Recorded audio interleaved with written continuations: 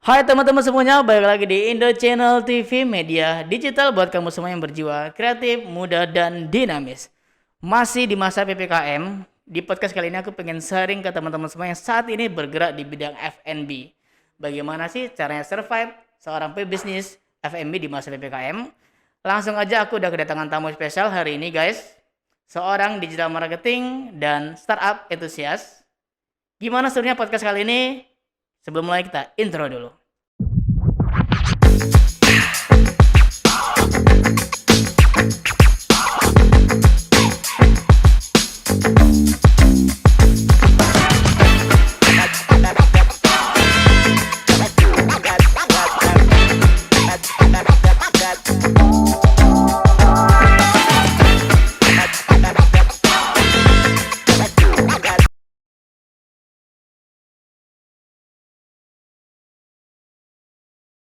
Oke, Bro Wilbert Sutio. Wah, ini teman saya guys. Halo Bang, Iya, siap bro. Gimana kabarnya bro? baik Bang. Iya, baik ya. Ini saya lihat kayaknya sibuk kali sekarang nih. Enggak juga lah Bang. Enggak juga. Gimana bro? Sibuk apa aja sekarang sini? Ya untuk saat ini saya bekerja sebagai digital marketing ya Mhm. di perusahaan percetakan namanya ID Printing. Oh, percetakan, Eh, ID printing. Oke. namanya bisa lihat di sini ya. ID Printing. Oke. So, berarti lagi sibuk di ID printing aja? Untuk saat ini lagi sibuk mengambil beberapa course online ya. Oh, course online gitu ya. Karena saya sendiri kan juga startup entusias nih kan. Oh. Jadi gini bro, nggak belakangan kenapa ini khususnya juga teman-teman saya ya. Teman-teman saya yang banyak bergerak di bidang F&B ini sering bertanya sebenarnya bukan hanya mungkin saat ini masa PPKM banyak teman-teman yang eh, bisa survive aja udah alhamdulillah gitu kan, udah sangat bagus itu kan. Tapi gimana cara fighting ke depan supaya apa ya, eh, apapun rintangannya, sebesar apapun badainya, teman-teman yang bergerak di bidang F&B ini langsung tetap go gitu ibaratnya. Karena ya saya sendiri sih gini sih, ngelihatnya memang kenapa ya? Sepertinya produk-produk lokal ini kayaknya sih eh, belum seperti belum memenuhi kebutuhan konsumen. Ada hal nggak? Ada nggak hal yang bisa kita apa namanya sharingkan buat teman-teman ini kira-kira? Untuk masalah bisa survive atau enggak. Hmm, Untuk PPKM ini sih memang banyak bisnis ya. Bukan hmm, cuma F&B itu hmm, lagi drop banget. oke, Jadi kalau untuk ditanya cara untuk survive-nya ya salah satu caranya adalah beralih ke digital. oke. Nah, untuk digital ini kan Maksudnya promosi digital. ya betul. Oke. Jadi untuk digital ini kan mau gak mau harus menguasai yang namanya digital marketing. Mhm. Nah, digital marketing ini dibagi lagi, Oh, oke. baik itu social media marketing, performance marketing, Aha. SEO, SEM, dan lain-lain. Nah, tergantung dari teman-teman itu mau pilih strategi yang mana. Contoh, eh, saya bangun bisnis kopi, Mhm. pengennya mengenalkan produknya ke anak milenial, Mhm. yang gitu. Nah, anak milenial ini cocoknya di mana? Oh, ternyata lebih banyak menggunakan Instagram. Mhm. Nah, itu ya mau gak mau harus belajar lah, belajar Mhm. semua trik digital marketing untuk sosial media strategi. Oke. Oh gitu. Jadi digital marketing sendiri itu banyak subnya ternyata ya. Iya, Bukan betul. sekedar gini. Yang secara gamblang ya, mungkin orang yang awam tuh mengerti digital marketing itu adalah ya jualannya digital gitu. Gimana caranya bangun sosial medianya, terus ya posting produk. Mungkin sekedar itu aja bro. Ternyata banyak ya, harus ada digital marketingnya, performance marketingnya, SEO, SEM dan sebagainya gitu ya. Wow itu saya rasa gimana ya, kalau untuk orang yang awam saya rasa tuh memang harus harus pasti harus harus dipelajari tuh ya, bener ya? Iya, betul bang, mau Harus gak mau sih dipelajari. pelajari. Oh gitu. Nah tapi gini, apa namanya, saya ngelihat gini, sebenarnya kenapa dalam bisnis bisnis itu terkadang bisa bisa stagnan, saya rasa ini kan perlu diperhatikan yang namanya manajemen ya. All about manajemen lah dalamnya gitu kan, produksi, ya kan, resiko, SDM, semuanya gitu kan. Sampai apa namanya standar kualitas produk juga harus diperhatikan gitu loh. Nah, kenapa ya? Kenapa saya sekarang ngelihat bukan sekarang sih, ini sebenarnya keresahan saya, Bro. Keresahan saya itu dari beberapa tahun lalu. Kebetulan saya juga kan dulu kan di bidangnya di kuliner gitu kan, termasuk ke F&B gitu. Nah, kenapa saya melihat produk-produk lokal ya, itu seperti belum memenuhi kebutuhan konsumen. Saya memposisikan diri saya sebagai customer nih, ya benar ya. Saya ngeliat kok saya nggak tertarik ya sama produknya. Apa yang salah? Sebenarnya produknya bagus gitu loh. Apa yang salah ya? Saya nggak tertarik. Ketertarikan itu kan pasti di awal adalah visual ya, bener ya. Secara visual saya saya nggak tertarik gitu loh. Ini apakah ada hal yang harus diperhatikan agar orang tertarik atau gimana gitu loh? Nah, kembali ke yang tadi, untuk masalah visual, Mhm. itu kan disesuaikan ke pebisnis owner-nya ya. Mhm. Karena visual kan yang tentukan itu dari tim graphic desainnya. Mhm, benar Tapi benar. sebenarnya dengan cuma visual dan apa tadi? Posting-posting produk ya. Iya benar. Iya. Nah, ini yang salah. Perlu diperhatikan kalau algoritma Instagram itu Aha. sekarang mainnya di konten semua, kualitas konten. Oh. Nah, contohnya gimana? Kita posting produk pun itu yang dilihat cuma 3% sekarang, kalau nggak salah Mhm. ya. Mhm. Tahun 2 tahun lalu itu mungkin masih 7%, 10%, sekarang mungkin di bawah itulah. Nah, Oke. begitu kita posting produk, sekitar 7% itu dia eh, dikasih oleh pihak Instagram, Mhm. dia kasih nengok dulu 7% sama followers kita. Nah, kalau Mhm. misalnya 7% orang ini Mhm. dia tertarik konten kita, Mhm. si pihak Instagram Mhm. bakal menaikkan konten kita selanjutnya untuk dipost secara massal, dan itu namanya yang kita sering sebut viral. Oke. Nah, dari kebanyakan viral yang masuk ke explore itu Oh. kebanyakan datang dari sana. Oh berarti maksudnya konten kita itu direkomendasikan oleh Instagram untuk user-user yang lain gitu ya? Iya betul. Oh gitu. Berarti kalau gitu apa namanya pembuatan konten juga sebenarnya harus diperhatikan ya, benar ya? Iya Kalau betul. dalam dalam digital marketing ya, bukan sekedar posting-posting foto produk aja gitu. Oh tentu bukan. Oh Kak, sekarang kalau kalau apa namanya? Saya sih dulunya sama teman-teman gitu aja, Bro. Nggak ngerti-ngerti tuh maksudnya buat konten tuh gimana sih, taunya sih ya udah emang kita jualan dan ada produk kasih tahu orang. Ya udah itu udah termasuk namanya apa ya, jualan online gitu kan. Padahal sebenarnya jauh lebih dalam lagi kalau kita bicara tentang digital marketing ya, Bro ya. Ya betul Bang. Dulu 5 tahun lalu saya juga gitu sih. Maksudnya Mhm. jualan online kan. Mhm. Modalnya ya kayak gitu aja. Per hari saya follow 100 orang, bahkan sampai 1000. Nah, Mhm. itu kemungkinan rasio di perform back-nya itu kan 10%. Mhm. Saya lakukan setiap hari secara rutin itu nggak sampai sebulan. Oke. Follower saya yang semurah dari 5.000 itu lonjak jadi 30.000. Oh iya. Itu 3 tahun lalu. Oh. Wah, Nah, keren ini. caranya sesimpel yang Abang sebutkan tadi, cuma posting-posting produk aja itu pun Ah, bisa dapat orderan. iya ya. Tapi kayak sih seiring berjalan waktu eh kompetitor kan semakin banyak nih. Konten kreator juga pasti semakin banyak bermunculan. Ya itu harus semakin kreatif ya kita buat kontennya. Iya, betul, Bang. Oh, gitu. Oke sih, ini menarik sebenarnya buat teman-teman semua. Jadi sebenarnya ya digital marketing atau kita berjualan secara digital itu nggak semudah kita cuman hanya apa namanya posting produk, kita sampaikan. Nah ini bahkan seru nih bro. Bahkan strategi penjualan juga ada beberapa ya. Maksudnya kalau dulu nih teman-teman semua mungkin kita zamannya dulu itu jualan ya terang-terangan gitu. Artinya gini, saya punya produk harganya sekian gitu kan. Rasanya begini, bentuknya begini, warnanya begini. Itu kan hard selling kali ya bro ya. Nah kalau sekarang ini sebenarnya ini sebenarnya teman-teman harus catat. Sekarang ini banyak strategi bro ya. Betul, Bang.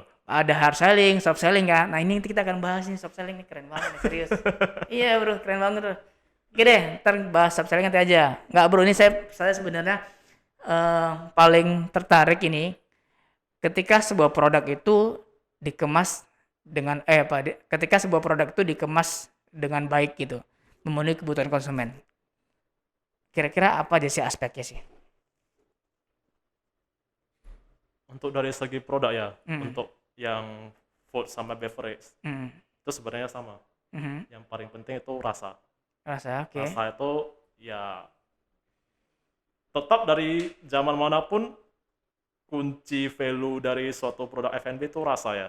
Mhm. Nah, eh, Tapi ada tuh yang beberapa yang bilang rasa belakangan deh, yang penting keren dulu, menarik dulu nih gitu ya. sekarang saya mau jawab pertanyaan ini. Ah, Nah, untuk masalah rasa tadi itu betul. ya. Kan ada yang pernah viral kan, Mhm. produknya Jerome Pauline menanti. Oh iya, benar, benar. Ah. Nah, itu produknya Mhm. walaupun terlihat mungkin terlalu pepet ya dalam Mhm. meluncurkan produknya, tapi sebenarnya itu rasanya udah best sih, Udah best. udah best. Dari segi Oke. testingnya kan banyak, makanya banyak Oke. testimoni repeat order sebenarnya bukan dari sisi Bang Jeremy Pauline yang Hmm. udah selebgram, bukan Hmm. juga dari sisi segi rasa juga diperhatikan. Oke. Itu salah satu value-nya. Dan tentunya hmm, dengan adanya sisi dari Bang Jeremy Pauline sebagai seorang selebgram Hmm. itu sangat memudahkan sekali untuk memviralkan produknya sendiri. Ya benar sih. Itu kelebihannya kalau yang selebgram ya. Ya betul. Jadi kalau yang bukan selebgram gimana bro? Yang bukan selebgram ini mau gak mau ya harus belajar digital marketing secara maksimal. Contoh, baru melaunching produk, Heeh. orang belum banyak tahu. Hmm. Itu gak mau harus menjalankan namanya iklan. Oke. Nah, iklan ini yang sering kita sebut sebagai performance marketing. Oke. Dari sisi performance marketing sendiri itu ada 3 jenis iklan. Mhm. Ini bedakan lagi ya, bukannya Iya. digital marketing Iya. ini skillnya gak Oh iya, habis-habis. bener ya, luas banget ya. Nah, dari performance marketing tadi berarti dari segi iklannya. Segi iklan itu kita baru launching produk. Itu Mhm. masuk ke tahap namanya awareness. Awareness itu pengenalan. Iya bener. Setelah masuk awareness, masuk namanya consideration. Mhm. Consideration berarti orang udah mulai kenal dan kita edukasi lebih lanjut tentang value dari produk kita. Mhm. Oke. Nah, setelah melewati tahap consideration ini, Mhm. ya kita masuk ke tahap terakhir namanya conversion atau Oke. penjualan langsung. Oke. Jadi banyak tahapnya sebenarnya. Nggak bisa Hmm. langsung kita iklan, oh budget segini, iklan 1 minggu, langsung closing. Hmm. Padahal baru launching produk, Iya bener nggak bener bener. mungkin, Nggak mungkin ya. nggak mungkin. Ada paling satu dua lah gitu ya. Bahkan ada yang nggak bang. Iya. Makanya sering namanya orang bilang, kok iklan saya boncos ya? Iya bener ya. Oh, berarti ya memang harusnya value produk itu harus diperhatikan ya, Bro ya. Iya betul. Dan Menarik sih bener. Ini menarik sih. Apalagi beberapa saya lihat sebenarnya kenapa semakin kemari semakin produk-produk yang bermunculan semakin unik ya.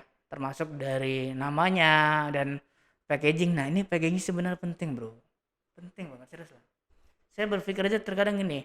Saya pernah apa namanya singgah ke minimarket. Coba deh kita ngelihat gorengan aja dijual harga 2003 ya, bener ya? Gorengan pinggir jalan jual harga 2003. Nah, saya pernah ke minimarket saya tanya, "Mas, ini berapa harganya?"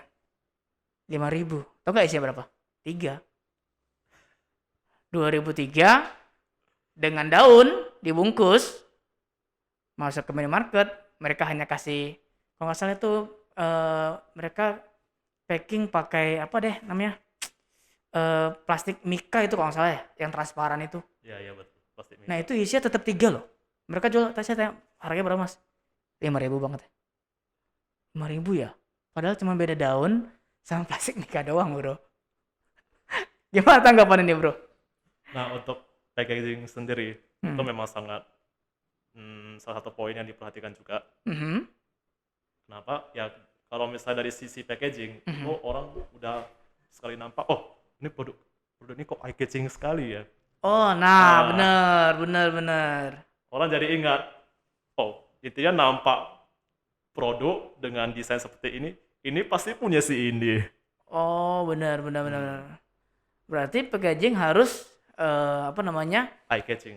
eye catching ya, juga sekaligus sebagai identitas ya bro ya. Iya, brand identity. Oh ya, oke sih ini menarik banget sih ini ya. Jadi sekarang di apa ID printing ini lagi fokusnya apa sih? Nah, di ID printing sendiri itu kita berbeda dari yang lain ya tentunya. Hmm, Di mana percetakan yang lain itu fokusnya ke digital offset. hmm. Nah, ID printing ini lebih fokus ke packaging box. Packaging box. Ya, betul, packaging Oke. box. Kita sekaligus membantu branding, lebih tepatnya konsultasi branding ya. Konsultasi Konsultasi branding. branding untuk para customer yang udah order atau sekedar nanya juga boleh Heeh.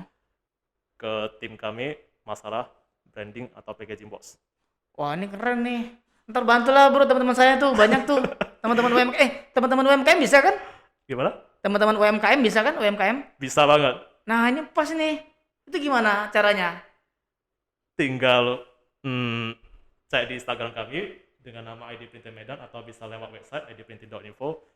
Nah, di sana ada link WhatsApp-nya, tinggal klik langsung chat. Sesimpel itu. Oh gitu.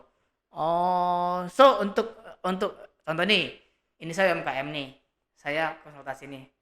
Mas, gimana Mas? Saya punya produk gitu kan. Saya belum punya packaging nih gitu kan. Bisa bantu nggak?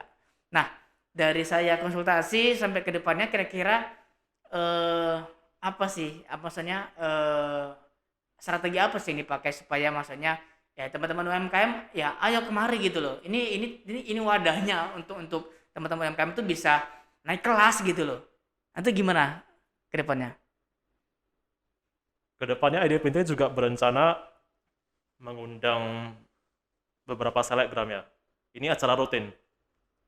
Eh, acara rutinnya diharapkan semoga bisa launching lah ya. Oke, Itu kalau bisa siap. sebulan 2 kali.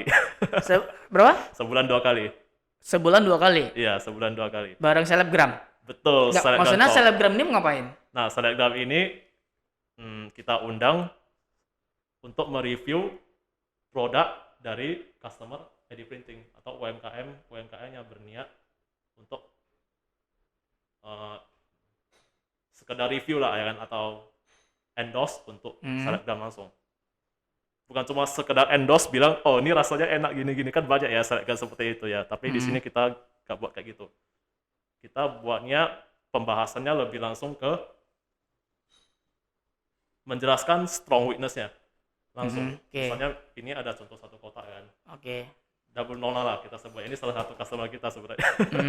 Nah, pastinya dari sisi packaging kita menanyakan ke selebgram apakah packaging ini udah sesuai dengan yang diinginkan selebgram, karena tiap selebgram itu kan beda-beda ya. Oke. Dari segi eye catching, dari segi rasa itu pasti beda. Makanya kita membuat acara rutin seperti ini untuk membantu mereview dan menaikkan brand identity dari UMKM tadi. Oh gitu. Oh jadi maksudnya biar teman-teman UMKM tahu ini loh sudut pandang dari teman-teman selebgram atau influencer apa sih yang mereka lihat ketika mereka mereview produk gitu ya. Betul. Oh berarti termasuk dari packaging harus diperhatikan. Oh iya dong itu pasti ya, bener ya. Kalian jarang kan percetakan di luar sana yang membantu UMKM sampai segininya. Oh ya, berarti sekarang ID Printing memprioritaskan untuk itu ya? Ya betul. Ini salah satu jadi brand identity dari ID Printing sendiri sih. Wah, Nilai keren. uniknya. Ini wah keren bro, serius. Ini one and only nih, serius. One and only ini buat teman-teman UMKM semua, ini wadah yang bagus ya, saya pikir ya. Jadi memang ya daripada kita bingung-bingung, memang sekarang itu adalah the power of kolaborasi. Ya, kita harus kolaborasi dengan semua sektor ya bro ya. Betul. Selagi itu masih related dengan ya dengan produk kita, dengan usaha kita ya. Betul. Oke sih. Keren sih, keren. Jadi sejauh ini ID Printing ini sudah berapa UMKM sih yang sudah maksudnya sudah join nih ID Printing gitu kan? Terus sudah jalan berapa lama kira-kira? Untuk ID Printing sendiri itu baru berusia 1 tahun. Dan saya masuk ke ID Print sendiri itu baru sekitar 1 bulan. Oh gitu. Nah, dalam sekitar Oke. 1 bulan ini kita sudah mendapat kira-kira ada 10 lebih lah customer Wow. untuk cetak packaging box Oh, dengan quantity keren. minimal 100 piece. Wah, keren nih. Jadi cuman cukup minimal cetak 100 piece sekaligus dapetin benefit-benefit tadi yang sudah kita Iya, sharingkan ya, Bro ya. pasti. Wah, keren ini, serius serius keren. Wah, ntar aku suruh deh, coba deh. Iya, Boleh soalnya Bang, boleh Bang. ya di rumah ada bisnis kecil-kecilan, Siap Bang. food juga, makanan juga. Nanti boleh deh kita sharing tuh ya. Iya, keren nih, keren keren. Langsung masak aja Bang. Langsung masukkan aja ya. Wah, ini bagus nih teman-teman semuanya. Nah, ini kalau Bro untuk teman-teman yang UMKM, ini bisnis saya tahu saya itu kan ada beberapa model ya gitu ya. Betul. Ada beberapa model. Eh kalau untuk yang UMKM gini sendiri itu maksudnya yang gimana sih bagusnya tuh? Bisnis model apa sih kira-kira tuh? Nah, pengalaman saya di bidang startup Mhm. itu kan banyak ya yang menerapkan strategi bisnis model canvas. Bisnis model kanvas. Ya, Oke. bisnis model canvas. Nah, bisnis model canvas sendiri itu bentuknya tabel. Mhm. Nanti bisa ditampilkan ya. Wah, keren ya, Nah, benar-benar. Siap. nah, bisnis model canvas ini saya akan jelaskan per bagiannya. Mhm. Untuk yang pertama itu ada namanya key partner.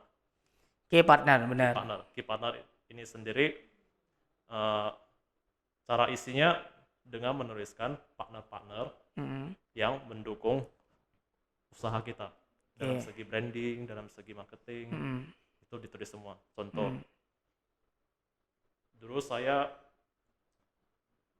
mainnya di bidang teknologi ya, Oke. teknologi untuk aplikasi chatting.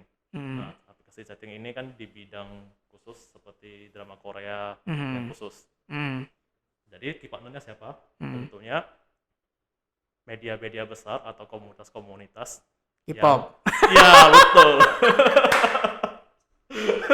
K-pop, Bro, K-pop. So, gimana? Yang langsung berkaitan sama model bisnis kita. Oke, gitu ya. Tentunya tanpa ada mereka, aplikasi chatting kita belum pasti gak jalan dong. Oke. Nah, yang kedua, key activities. Yang key activities ini cara kita Mhm. menghubungkan customer dengan produk kita. Mhm. Ini ibarat kunci marketingnya di sini lah, key Ya. activities. Jadi, contohnya ya, selama kita memposting apa yang Instagram tadi, Mhm. cara pendekatannya pasti beda-beda kan. Ya, benar, benar. Nah, cara kita interaksi dengan customer itu juga diperhatikan. Ya, benar. Di situ tuliskan apa aja cara-cara yang sering digunakan atau yang akan digunakan Oke. oleh kita sebagai business owner Mhm. langsung tertarget kepada customer. Bagi Mhm. yang bisnisnya itu langsung tertarget customer ya. Oke, oh gitu. Ya betul. Terus? Nah, yang Saya masih ketiga dengerin aja nih, Bro. Saya nggak ngerti kayak gini terus. ini panjang nih bang. Iya nih, gimana nih terus? Nah, yang ketiga key resource. Key resource ini Hmm. sumber daya apa aja sih yang Hmm. diperlukan untuk Hmm. mendukung bisnis kita, Hmm. baik itu SDM, Hmm. produk, ya kan, Hmm. supplier, itu semua dituliskan. Oke. Yang keempat, ini yang penting, Maaf tuh. value proposition. Oke. Value. Bicara Value. tentang value, ya kita harus menuliskan setidaknya tiga value yang membedakan Hmm. produk kita dengan kompetitor yang punya produk sejenis dengan kita. Oke, benar. Itu maksudnya gini. Contoh value itu yang gimana sih? Contoh value, ya seperti ID Print tadi, di Mhm. mana banyak percetakan yang fokus ke quantity. Mhm. Nah, kita fokus ke quality. Quality-nya gimana?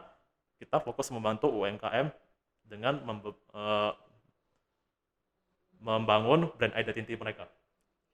Lewat Oke. mana? Lewat konsultasi branding, lewat packaging box. Bahkan rencana kita ke depan membuat Heeh. modul course online Mhm. gratis Oh iya. untuk UMKM.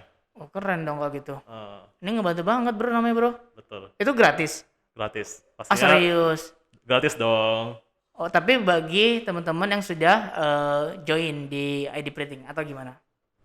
Untuk masalah joy atau enggak itu bisa kita konsultasikan langsung. Oh, siap. Wah, ini keren nih, Bro. Intinya modul ini Mhm. langsung saya sendiri rangkumkan Mhm. dari pengalaman saya yang pernah terjun di bidang startup.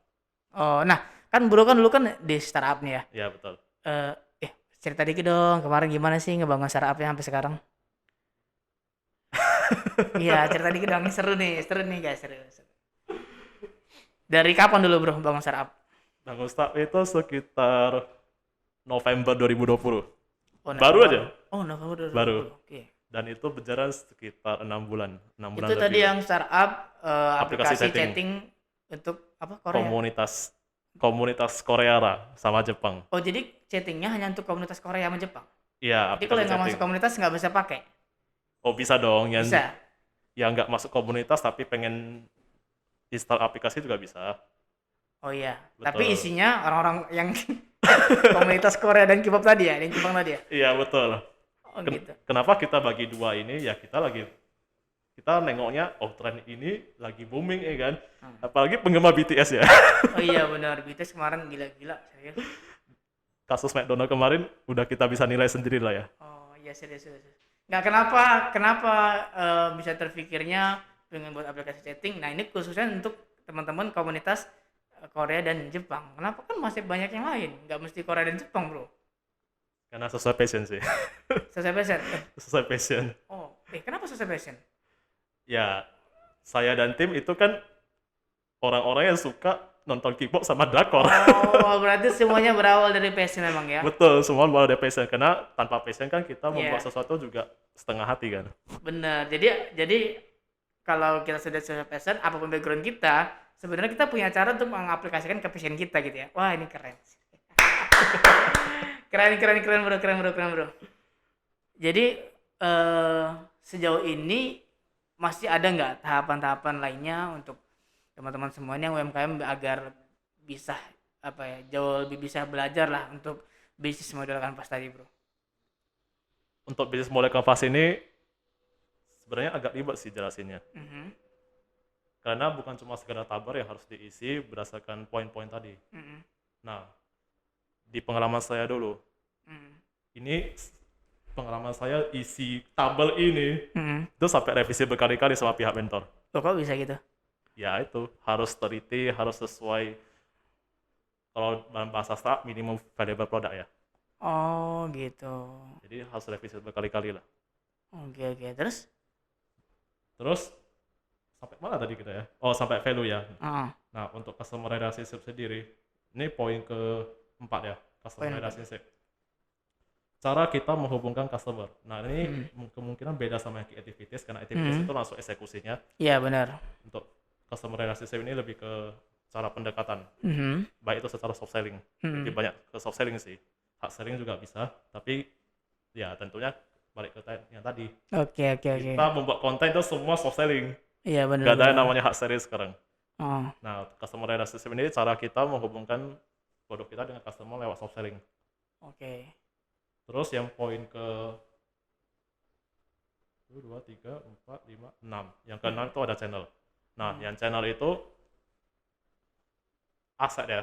Kita bisa data aset. Baik itu aset Instagram, YouTube, TikTok. Bahkan yang terbaru itu orang mulai melek dengan namanya landing page. Benar. Itu dituliskan semua gitu. Aset-asetnya. Oh, banyak juga ya bro. Oh banyak bang, ini makanya gak habis-habis ini bang. Padahal sebenarnya simpelnya jualan, ya udah deh. Produknya mana? Udah jualan, ya kan? Ada penjual, ada pembeli, jadi cuan deh, ya kan? Agak simpel itu bang. Enggak simpel itu sebenarnya. Bentar, saya sebenarnya tertarik di soft selling tadi bro. Ya, saya tertarik di soft selling tadi. Nggak banyak saya rasa orang-orang yang mengerti tentang hard selling, soft selling, bahkan juga ada fun selling gitu kan. Soft selling ini yang gimana sih kira-kira sih? Jadi untuk soft selling ini lebih ke cara penulisan konten copywriting ya. Jadi di copywriting itu bahasa kerennya cara menulis caption. Oh gitu. Oke. Cara menulis caption ini kita menulis seolah-olah kita menceritakan pengalaman kita tentang suatu produk. Oke. Dan akhir-akhirnya ujungnya itu ada namanya jualan. Berarti yang dimaksud soft selling adalah dengan cara gimana caranya agar calon customer di awal tadi tertarik dengan apa yang kita buat ya. Nah, ini IC berarti kita menyentuh dari sisi emosional customer. Sangat betul sekali, Keren, Bang. keren. Oh, itu Makanya selling berarti ya? betul, makanya banyak cara penulisan copywriting itu Mhm. dibagi banyak juga. Tapi yang saya tahu itu cuma storytelling sama hypnowriting. Oh, hypnowriting. Oke, oke. Betul. Hypnowriting sendiri istilah bahasa kerennya menghipnotis orang lewat copywriting. Hipnotis gimana tuh? Waduh, gawat nih, gawat nih. Nanti di hipnotis secara jauh tuh. Nanti kita baca captionnya langsung tidur gitu. Gimana sih, Bro? Ya, hypnowriting sendiri ini dipopulerkan oleh Kang Dewa Eka Prayoga ya. Oh Salah iya. satu mentor saya. Iya, iya, Dewa Eka Prayoga. Saya kan juga kenal tuh. Jadi Kang Dewa sendiri menjelaskan hypnowriting ini lewat cara penulisan yang seolah-olah menceritakan masa lalu, Mhm. tapi ujung-ujungnya gak ada inti penjualannya. Dia Oke. cuma mempost suatu konten yang gak ada Mhm. sama sekali hubungan dengan produknya. Bayangkan, Mhm. Mhm. kita buka online shop, kita jualan produk, tapi Mhm. kita posting konten yang gak berkaitan dengan produk kita sama sekali. Nah, itu untuk apa kayak gitu? Untuk konten. Kebutuhan konten. Kebutuhan konten ada di bagi ya. Itu ada edukasi, Oke. hiburan, dan yang lain. Oh iya. Benar, benar, benar, benar, benar, benar. Oh gitu, Bro. Aduh, terus Bro, lanjut, Bro. Seru banget, serius. Kita lanjut ke poin ketujuh. Mhm. Poin ketujuh itu dalam bisnis mulai kanvas ada namanya customer segment. Oke. Customer segment ini lebih tepatnya kayak gimana ya? Customer Mhm. itu dibagi rinci, Mhm. baik dari segi umur, Mhm. segi lokasi, Mhm. segi hobi, itu Mhm. dirincikan semua. Oke. Nah, biasanya para praktisi Facebook advertising atau istilah kerennya ads lah ya kan, Mhm. itu harus mengerti yang namanya customer segment. Mhm. Oh gitu. Nah, di sini kita rincikan semua target Mhm. atau behavior customer di dalam sini. Oh gitu. Berarti eh apa namanya? Di dalam Facebook itu atau Instagram itu atau Google sendiri sudah ada tools untuk kita ads tadi ya, untuk Ya betul, menentukan siapa sih customer yang mau kita yang cocok dengan produk kita gitu ya. ya betul. Oh gitu, oke. Terus, Bro? Terus yang poin ke-8, ini udah mau habis ini. Mhm. Akhirnya setelah sekian lama udah mau habis. Yang ke-8 itu namanya customer structure. Cost structure, sorry. Mhm. Cost structure. Mhm. Cost structure ini lebih ke pengeluaran apa aja sih yang Mhm. dibutuhkan untuk menjalankan bisnis kita. Itu ditulis semua. Oh gitu. Contohnya, Bro, Bro. Contohnya baik dari segi produksi ya. Mhm. Produksi kan butuh namanya modal. Mhm. Modal untuk packaging box, modal Mhm. untuk iklan, Mhm. modal untuk SDM, Mhm. itu ditulis semua. Oke. Terus yang poin terakhir ada namanya revenue stream. Nah, kalau bisa data revenue semua semangat ini. Mhm. Terus. Terus gimana tuh? Nah, untuk revenue ini Mhm. kita menjelaskan dari mana sih aliran dana kas itu datang. Mhm. Nah, ya dijelaskan baik dari segi misalnya contoh saya menjalankan iklan itu Mhm. arus kasnya datang dari dua arah. Mhm. Dari Benar. landing page yang pertama, Mhm. yang kedua dari iklan Facebook Ads yang langsung. Oke. Oke. Nah, landing page ini kan berbasis website ya. Pastinya Mhm. beda dong cara mengaplikasikannya kan. Mhm. Dan cara strateginya juga harus beda-beda. Mhm. Seperti itu. Oke, Wah, keren ini, Bro. sekian. Wah, good. Akhirnya selesai. Berarti bisnis model kanvas tadi ada beberapa aspek yang memang benar-benar harus diperhatikan ya, Bro ya. Iya, Wah, ini saya sebenarnya sih menarik banget tadi yang di bagian soft selling gitu-gitu kan. Terus lebih ke target market, gimana caranya. Terus nge-branding dengan konten-konten tadi. Wah, ini keren sih, Bro. Sebenarnya memang ini yang harus dibangun, Bro, sama teman-teman UMKM. Karena memang jujur sejauh ini saya juga memang orang yang mungkin bisa dibilang pernah juga di kuliner ya. Sedikit banyaknya saya melihat teman-teman juga, saya ngeliat di saya juga memang eh ya memang ini yang saat ini harusnya dikembangkan gitu. Harus terus dibangun gitu loh. Ini nanti semoga semua penonton Indo Channel TV banyak nonton ya. Makasih banget, Bro, udah main ke podcast kita hari ini. kreatif dan inspiring. Dan ini bisa bermanfaat buat teman-teman semuanya. Kasih dong closing statement buat teman-teman UMKM gimana? Ada nggak kira-kira? Closing statement dari saya itu simpel ya. Oh. Mau apapun situasinya, walaupun kita lagi di masa PPKM ini, jangan menyerah. Tetap semangat. Wah, keren. Tentunya semangatnya pakai strategi ya. Iya, siap, keren bro. Thank you bro. Kita ketemu di podcast selanjutnya. Terima See kasih you, guys. sama